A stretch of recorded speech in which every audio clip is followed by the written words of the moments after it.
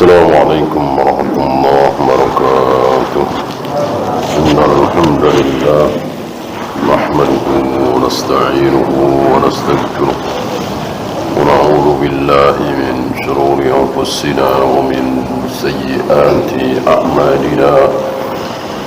من يهده الله فلا مضل له ومن يضلل فلا هادي له. أشهد أن لا إله إلا الله وحده لا شريك له وأشهد أن محمدا عبده ورسوله وبعد. Kita masih tentang pos, para posun, para tukang cerita.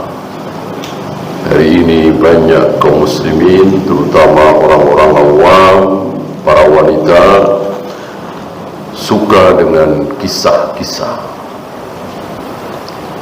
Jika kisah tersebut sahih, banyak sekali di Al-Quran, di hadis, tentu tidak tercela. Yang tercela adalah kisah-kisah yang dhaif atau kisah entah berantah, termasuk Israiliyat. Apa Israiliyat?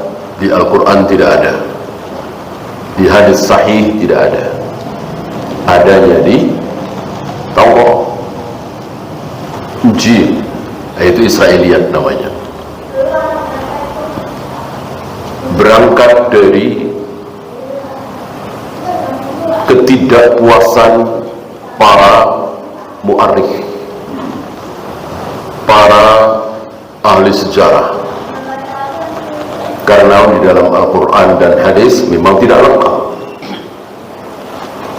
Ya, bayangkan, lari dari istana menyelamatkan akidahnya, lalu pergi tengah hutan, masuk ke dalam gua,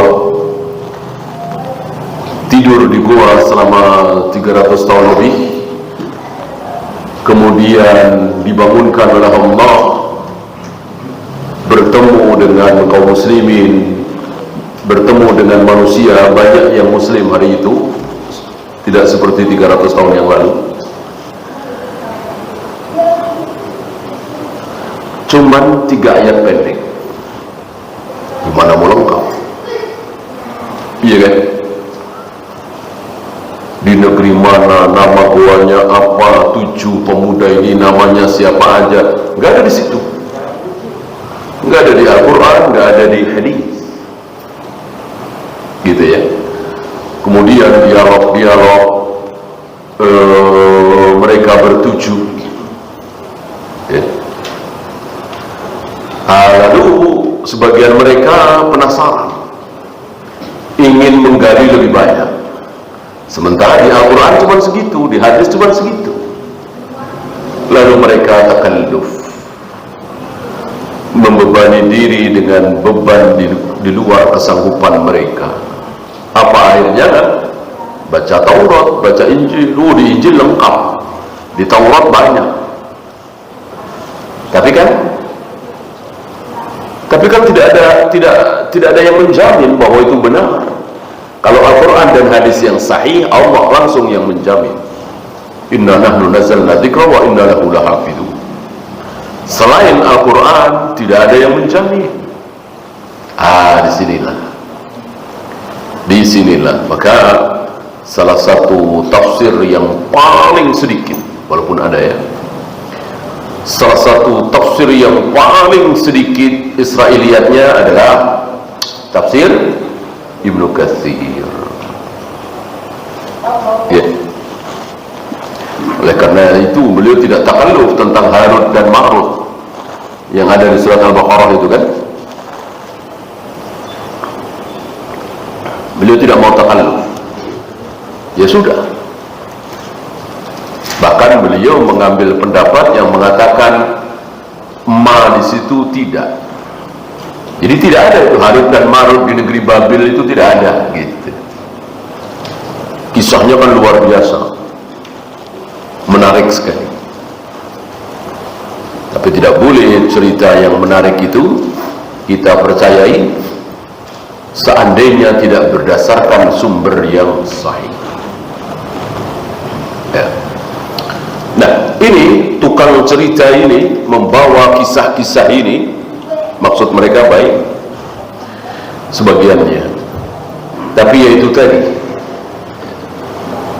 tujuannya mempermainkan hati kaum muslimin, dimainkan dengan kisah-kisah itu. Saya bacakan. Wa ma'lumun anna 'ammata man yahduruhum al-'awwam. Kebanyakan mayoritas yang menghadiri majelis mereka itu adalah orang-orang awam. Kalau ahli ilmu nggak mau, malas gitu. Istilahnya nggak nambah ilmu, itu terus. Ahli ilmu itu maunya menambah ilmu. Oh, ternyata ini wajib. Oh, ternyata dua harga itu haram. Oh, ternyata Rasulullah itu haram syirik. Oh, ternyata mencium hajar aswad dengan dikecupnya suara kecupan haram, bid'ah. Oh, ternyata membaca sadaqallahul azim setelah membaca Al-Quran itu bid'ah. Ya begitu, tambah ilmu.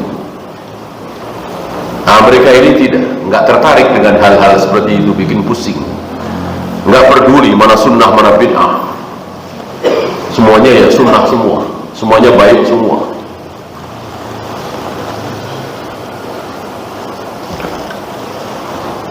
Alladzina bawatinuhum mashhunatun bihubbil hawa, yang mayoritas mereka menyukai al-hawa, hawa nafsu dengan hawa. Kalau ahlu sunnah tidak dengan hawa, tapi dengan dalil. Hawa yang dimaksud di sini kecenderungan. Karena masing-masing kita kan punya kecenderungan. Masing-masing kita ini punya pendapat. Oh, kalau menurut saya bagusnya begini. Oh, kalau menurut saya bagusnya begini. Semakin pintar, saya semakin berani berpendapat. Ya. Nah, beda dengan para ulama. Semakin pintar, semakin alim, semakin takut berpendapat. Ya. Maka Umar marah, dan kemarahannya sampai ngambil pedang, ngambil golok. Ketika ada seseorang datang kepada Umar minta dihakimi, karena orang ini tidak puas dengan penghakiman dari Nabi SAW, marah Umar dan mau dibunuh oleh Umar. Bagaimana Nabi sudah menetapkan hukuman kok tidak puas, malah ingin penghakiman dari Umar. Ya. Semua pendapat wajib dibatalkan kalau sudah ada qala Allah wa qala Rasul. Ya. Fa yadillul qasu wa yudillu. Akhirnya para qasun ini, para tukang cerita ini sesat dan menyesatkan orang lain. Karena tadi al-hawa. ومن ذلك من يظهر من التواجد والتخاشع زيادة على ما في قلبه. Sebagian mereka, para tukang cerita ini, menampakkan kekhusyuan, menampakkan bagaimana dirinya cinta kepada Allah, menampakkan kesolehan, menampakkan kekhusyuan lebih dari apa yang ada di hatinya. Nah, ini tidak jujur. Yang bagus apa? Menampakkan kekhusyuan kurang dari apa yang ada di hatinya. Misalnya kalau kekhusyuan itu ada nilainya ya 10, 20, 40, 60, 70, 100 misalnya. Khusyuknya 90, yang ditampakkan 20, nah, itu bagus. Yang ditampakkan di hadapan manusia 10, nah, itu bagus. Ya, orang-orang soleh seperti itu, senyum biasa, tapi hatinya menangis, hatinya sedih, hatinya takut mendengar azab Allah, mendengar siksa kubur, luar biasa ketakutannya, tapi bibir senyum. Ya, ini tidak. Ya, taruhlah dia punya rasa takut 10, 20, yang ditampakkan itu 60, 70. Dia takutnya biasa, atau bahkan mungkin tidak ada rasa takut, tapi ditampakkan di depan jamaah itu, dia terseduh-seduh, dia terisak-isak, dia menampakkan seolah yang paling takut kepada Allah. Bisa dihitung. Nabi menangis di hadapan para sahabat, bisa dihitung. Bagaimana keadaan hati beliau, luar biasa. Hati paling khusyuk, hati paling takut kepada Allah. Tapi biasa beliau senyum, jenaka, kadang-kadang bercanda, berpandari dengan Aisyah dan seterusnya dan seterusnya. Tidak seperti sebagian tarekat-tarekat sufiyah menampakkan ketakutannya, nunduk, mengharamkan bercanda, nangis, mana-mana bawa tasbih, menampakkan kesolehannya. Padahal di hatinya nggak sampai segitu. Kalau toh ada rasa takut, sebagian mereka membohongi manusia. Di belakang manusia, dan Allah Maha Tahu, dengan beraninya berbuat maksiat. Di hadapan manusia dia tampakkan kehusukan. Ini sebagian tarekat-tarekat sufiyah. Beda dengan para ulama, apalagi para sahabat, apalagi para nabi, para rasul alaihi wassalatu wassalam. Ya. Yang mereka tampakkan itu sedikit, termasuk ilmu.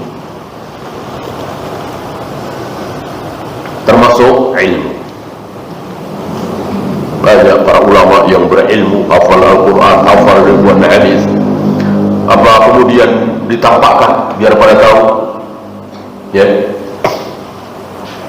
ada surat sekian ya, di pojok kiri atas misalnya, sebelah kanan, ya. Tidak, para ulama tidak seperti itu, tidak menampakkan.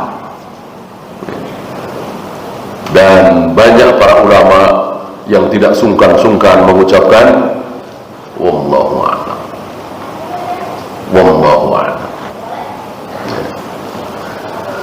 Apalagi kalau yang dihadapannya itu orang-orang besar, orang-orang kaya, orang-orang berpangkat khalifah, justru banyak dari para ulama itu menyembunyikan diri.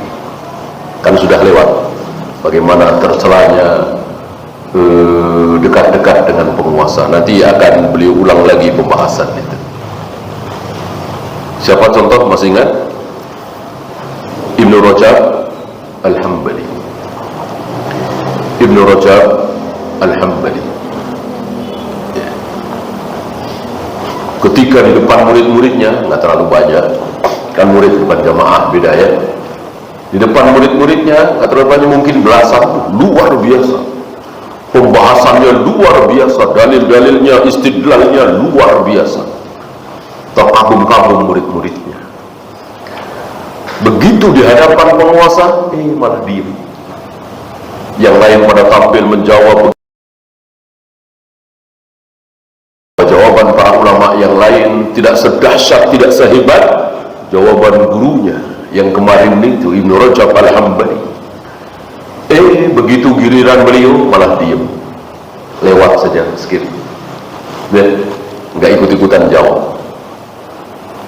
Getar murid-muridnya kan, pengennya murid-muridnya, namanya murid kan, ingin gurunya itu tampil, apalagi ini di depan amir, penguasa. Setelah pulang, bertanya murid-muridnya, kenapa Anda diam saja? Kenapa tidak dijawab dengan jawaban yang kemarin? Kebetulan pembahasannya sama. Banyak pembahasan, salah satunya membahas tentang yang sama ini. Kenapa Anda diam saja? Kenapa tidak dijawab dengan jawaban yang kemarin itu? Dijawab oleh beliau, waktu aku membahas di hadapan kalian, tidak ada yang aku inginkan kecuali wajah Allah. Tidak ada ingin pujian, sanjungan. Ngapain dipuji, disanjung oleh kalian? Anak-anak, murid-murid kecil depan gurunya, ya kan? Begitu aku di depan amir, namanya manusia, ya kan?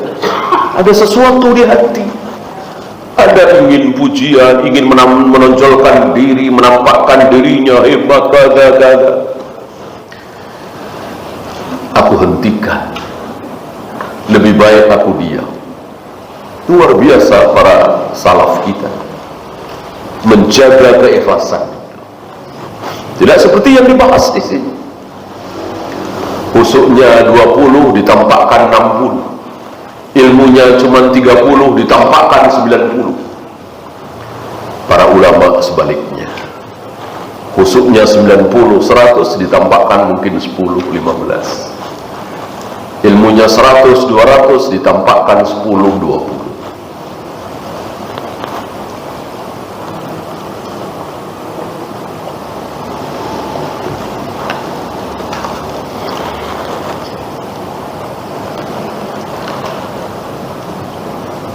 Fatasmahun nafsu bifadli bukain wa khusyu'in. Akhirnya tadi dengan kehusuan menangis, akhirnya ditampakkan seperti itu. Sekali lagi, tidak menjadi kebiasaan para salaf, para ulama menangis di depan jamaah, di depan umum. Tidak menjadi kebiasaan para salaf. Bahkan banyak di antara salaf itu yang menutupi. Beberapa kali murid-murid Syekh Albani ketika di hadapan para asatidzah se-Indonesia di Trawas sana, kita semua yakin beliau menangis. Pembahasan apa lupa. Beliau diam, biar tidak tampak gitu. Sebab kalau ngomong ya kelihatan kan, orang nangis ngomong kan kelihatan, ucapannya kan tidak lancar, nggak bisa ngomong lah. Kalau benar-benar nangis kan nggak bisa ngomong. Kalau toh dipaksakan ngomong ya terlihat sekali. Maka diam. Ada yang pura-pura flu gitu, menutupi. Inilah para ulama kita, tidak ingin menampakkan bahwa dirinya khusyuk, dirinya takut kepada Allah, dirinya tukang menangis. Tidak ditampakkan, karena kan tidak wajib. Kalau wajib kan nggak bisa disembunyikan. Salat berjamaah di masjid, salat Jumat, haji, umrah, gimana bisa disembunyikan? Ibadah yang bisa kita sembunyikan, sembunyikan. Yang tidak bisa ya jangan. Nanti kita terkena talbis lagi. Karena salah satu tipuan iblis mengajarkan kepada sebagian torekot-torekot sufia, jangan sholat di masjid. Kan ketahuan orang. Jangan sholat di masjid. Kalau ke masjid sholat kan jadi ketahuan. Sholat ya di rumah, di tempat sepi. Sholat apapun, termasuk sholat 5 waktu. Kembali talbisul iblis, tipuan iblis kepada sebagian orang-orang jahil. Gak bisa ditutupi. Sholat 5 waktu, sholat Jumat tidak bisa disembunyikan. Jangan disembunyikan. Cari saf paling depan. Tidak ada saf paling depan berarti menonjolkan diri, menyombongkan diri. Tidak. Faman kana minhum kadziban faqad khasiral akhirata. Kalau dia dusta, bohong, betapa ruginya dia di akhirat. Untungnya cuma di dunia. Alah, paling disanjung, dipuji, kasih uang, kasih hadiah paling berapa. Dia menikmati pujian itu paling sampai mati. 500 tahun nggak mungkin, 400 tahun, 300 tahun nggak mungkin. Sekarang ini kita menikmati dunia ini 50 tahun lagi, 40 tahun lagi, berani? Nggak berani kan? Di antara kita ada yang sudah 50, 40, 60. Berani memastikan saya akan nikmati dunia ini 40 tahun lagi? Enggak kan? Sebentar sekali, sangat sebentar sekali. Lalu berakhir dengan penyesalan panjang beribu-ribu abad, bahkan bermiliar-miliar abad. Apa nggak bodoh? Bodoh sebodoh-bodohnya, rugi serugi-ruginya, doluman jahula, zalim, jahil, bodoh. Itulah sifat dasar manusia.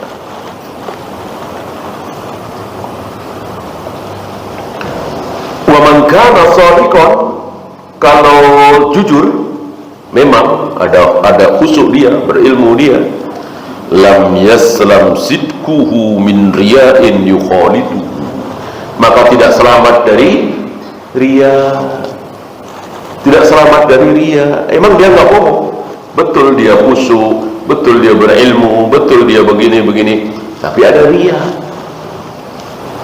Kalau riya tidak ikhlas, amalnya diterima apa tidak? Kembali kepada dua syarat diterimanya ibadah. Apa? Apakah cuman benar mengikuti Nabi SAW? Tidak. Ada satu lagi, ikhlas, tidak riya.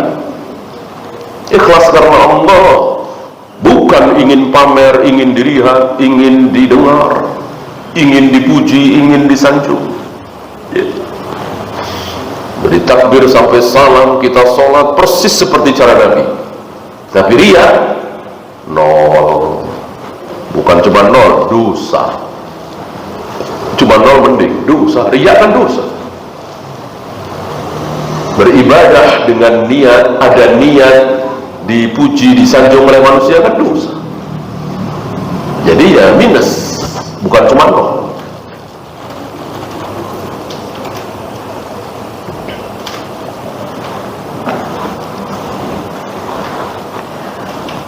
Wa minhum man yataharrakul harakat allati yuqi'u biha ala qira'atil alham. Di antara mereka posun ini, kemudian mereka kan nggak mungkin tanpa baca Al-Quran, hadis, pasti ya baca Al-Quran. Itu dengan harokat-harokat yang ditambah-tambah, ya. Akhirnya ke lahan alham, nada-nada yang dibikin-bikin. Antum harus tahu ada nada-nada bid'ah. Apa? Mengikuti nada tertentu. Ini sepakat para imam, nggak boleh bid'ah. Baca Al-Quran, keindahannya tidak ada rumus. Kalau ada yang bikin rumus, berarti dia bikin bid'ah. Yang ada rumusnya itu makhraj, tajwid. Bagaimana nun mati ketemu ba, bagaimana nun mati ketemu mim, bagaimana mim mati, bagaimana gunnah, bagaimana ini, panjang pendek, itu ada rumusnya. Tapi memperindah tidak ada rumus.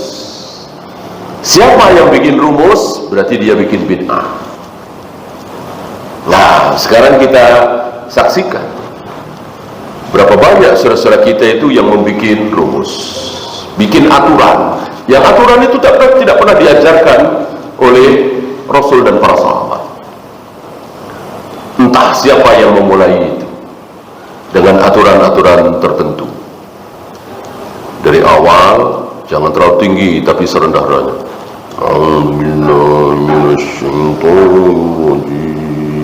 Pakai nada dasar gitu ya. Kemudian ini udah bayati nawa, nanti hijaz nah, ini siapa yang ngajari? Jelas bukan Rasul dan para sahabat. Rasul dan para sahabat tidak mengenal Nabi terkagum-kagum dengan bacaan Abu Musa al-Asy'ari, termasuk ada juga Abdullah bin Ruwaha. Abu Musa al-Asy'ari yang paling masyhur. Para sahabat mendengar bagaimana merdunya, bagaimana indahnya Abu Musa al-Asy'ari bacaannya. Tapi apakah para sahabat berlomba mengikuti nadanya, iramanya, suaranya Abu Musa al-Asy'ari? Tidak ada. Tidak ada. Umar ya seperti itu, Abu Bakar ya seperti itu, Hudzaifah seperti itu, Ali bin Abi Thalib seperti itu. Tidak takalluf, tidak memaksakan diri. Nabi terkagum-kagum sampai memuji Abu Musa al-Asy'ari, diberi tenggorokan seperti Nabi Daud. Para sahabat berbondong-bondong begitu mengikuti bacaan Abu Musa al-Asy'ari. Tidak, karena para sahabat faham, diberikan pemahaman oleh Allah bahwa nada keindahan membaca Al-Quran tidak ada rumus, bebas sebebas-bebasnya. Yang penting diperindah, ya, didengarnya enak. Gimana caranya? Bebas sebebas-bebasnya. Maka sengaja mengikuti nada dan bacaan Sudais misalnya nggak boleh, Suraik misalnya, atau Al-Matrud misalnya nggak boleh, kecuali mungkin murid dengan guru, mau nggak mau kan setiap hari mendengarkan bacaan talaki dari gurunya, mau nggak mau.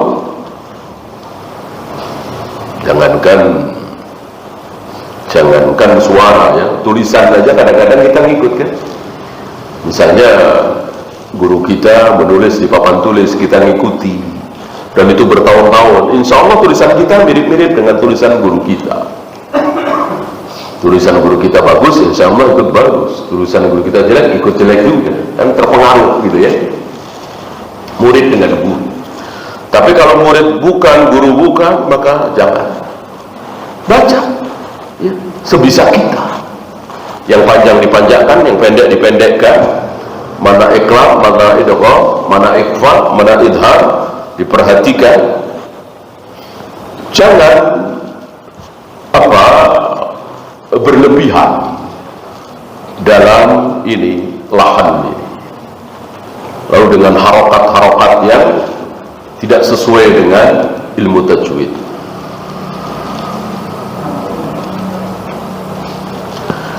Wal alhanu allati qad akhrajuha al-yawma musyabihatun lil ghina. Lahan yang ada hari ini kata beliau kira-kira 800 tahun yang lalu, yang hari ini diucapkan ucapan-ucapan lahan nada-nada baca Al-Quran itu musyabihatun lil ghina. Tidak ubahnya seperti apa ghina? Nyanyian lagu gitu. Berarti di zaman itu kaum muslimin sadar, faham bahwa lagu itu tidak baik, nyanyian itu tidak baik. Maka membaca Al-Quran seperti nyanyian tercela. Beda. Nyanyi ya nyanyi, itu urusan para penyanyi. Baca Al-Quran ya baca Al-Quran. Baca Al-Quran tidak nyanyi, nyanyi tidak baca Al-Quran. Baca Al-Quran terkungkung oleh aturan-aturan panjang pendek, ikhfa, iqlab, idgham dan seterusnya. Kalau nyanyi ya terserah, yang penting merdu kan gitu. Fahiya ila tahrimi aqrabu minha ila al-qara'ah. Ini ada dua kemungkinan. Perbuatan ini hukumnya ada dua kemungkinan. Apa dan apa? Haram dan makruh. Tapi lebih dekat ke haram. Fahiya ila tahrimi aqrab, lebih dekat kepada haram, ila al-qara'ah, daripada ke makruh.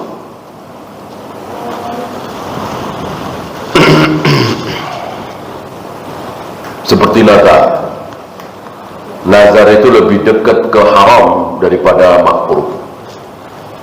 nazar yang ada iwan, yang ada embel-embel ya. Maka kalau nazar boleh, jangan pakai embel-embel. Ya Allah, saksikan bulan depan saya akan sedekah 5 juta misalnya.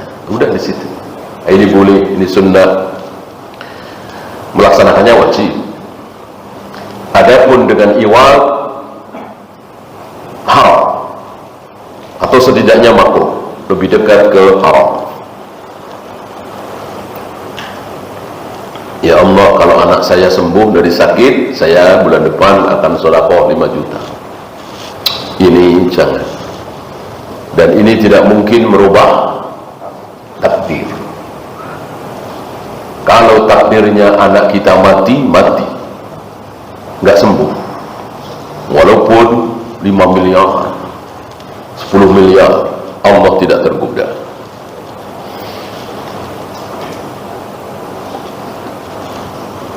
Wal khari'u yadribu, akhirnya para khari itu menjadi penyanyi gitu. Wal qasu yansudul ghazla ma'a tasfikin biyadaihi, sementara para posun, para tukang cerita itu membuat nasyid-nasyid yang berisi tentang percintaan sambil menepukkan kedua tangannya. Akhirnya jadi seperti ini. Cara ibadahnya orang apa kalau antum tahu? Orang apa? Sambil lari, sambil nyanyi, sambil menggerakkan badan, sambil mutar-mutar. Dan mereka meniatkan ini untuk ibadah sambil mengucapkan kalimat-kalimat thayyibah. Cara ibadahnya orang sufi gitu. Dan orang-orang sufi ini terkena subhatnya kaum Nasoro. Yang pertama kali ibadah sambil nyanyi-nyanyi siapa kalau bukan Nasoro, ya kan? Diikuti oleh kaum muslimin. Bolehkah ibadah sambil nari, sambil nyanyi? Enggak boleh. Enggak boleh. Baca Al-Quran tidak nyanyi tapi diperindah. Azan bukan nyanyi tapi nyaring supaya suaranya terdengar kemana-mana. Bukan nada, bukan mementingkan nada. Memuji Allah, bersolawat kepada Nabi kan bagus. Menjadi tidak bagus, menjadi dosa kalau dinyanyikan. Apalagi diiringi dengan musik. Hari ini mungkin antum belum pernah dengar ya, mungkin pernah juga. Beberapa daerah mungkin sampai ke Jakarta. Beberapa ustazah kalau diundang dalam acara-acara maulid misalnya Isra Mi'raj itu datang bersama nanti kan datang bersama alat musik ya, ada gitarnya, ada rebananya. Ceramah begini, nanti selawatan diri. Bahkan ada yang memandu musik, siap musiknya. Begitu. Sekiranya antum tahu, ya banyak di video-video di daerah seperti itu, dan itu laku. Inna lillahi wa inna ilaihi raji'un. Apa yang disabdakan oleh Nabi 1400 tahun yang lalu terjadi hari ini. Sesuatu yang jelas merusak agama dianggap sebagai dakwah. Isinya kalau diurut itu yang 2 jam, 3 jam isinya mungkin nggak sampai 5 menit. Dan isinya insya Allah kaum muslimin yang hadir udah tahu semua sebelum hadir di situ. Sholat itu wajib, sama orang tua itu harus hormat, zina itu haram, minum khamr itu haram. Cuma begitu isinya. Selebihnya luar biasa, badut, lenong. Itu terjadi luar biasa. tidak berubah masyarakat. 3 jam, ada yang 4 jam, sampai hampir larut malam. Besoknya yang subuh kesiangan tetap kesiangan, yang nggak pernah jamaah ke masjid tetap nggak jamaah, yang makan riba tetap makan riba. Bandingkan dengan majelis-majelis salaf, ya, berapa banyak di antara antum yang berubah, meninggalkan bank ribawi, meninggalkan judi, asuransi, gara-gara duduk di majelis salaf. Yang tadinya tidak peduli kepada orang tua, akhirnya berbakti kepada orang tua. Yang jarang silaturahim, jarang sedekah, akhirnya bersedekah, bersilaturahim, karena duduk di majelis-majelis sunnah. Merubah. Mereka ini tidak merubah, hiburan doang, betul-betul hiburan.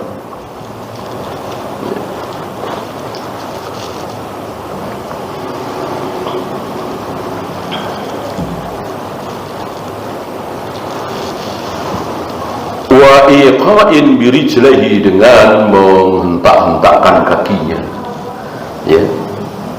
Wa tusbihus suqar, hampir-hampir seperti orang mabuk saat.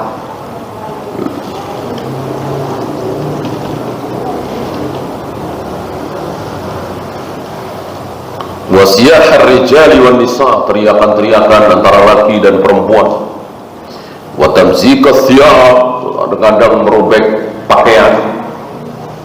Lima fin nufusi min dafainil hawa, lalu keluarlah hawa nafsu yang terpendam. Itu betul-betul rusak. Rupanya terjadi di zaman lebih dahsyat lagi. Zaman beliau diingkari oleh beliau dan ulama-ulama seperti beliau.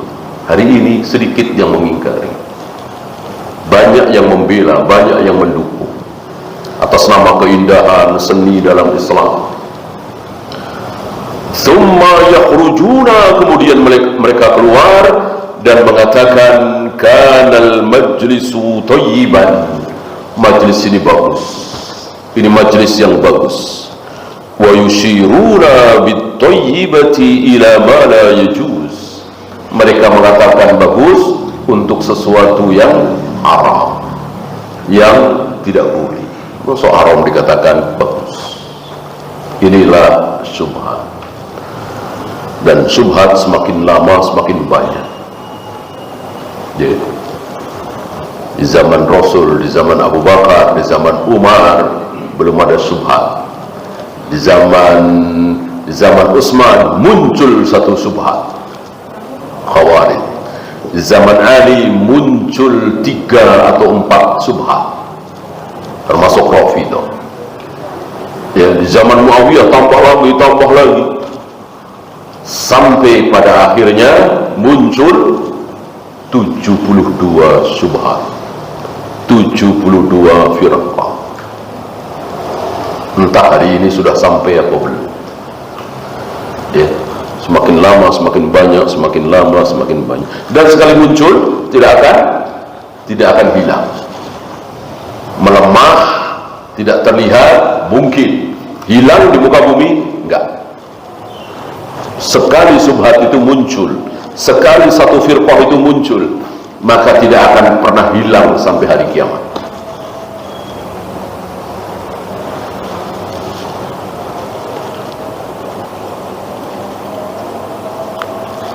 Ya, silakan. Ada dulu. Sallallahu alaihi wasallam wa akhiru da'wana alhamdulillah rabbil alamin.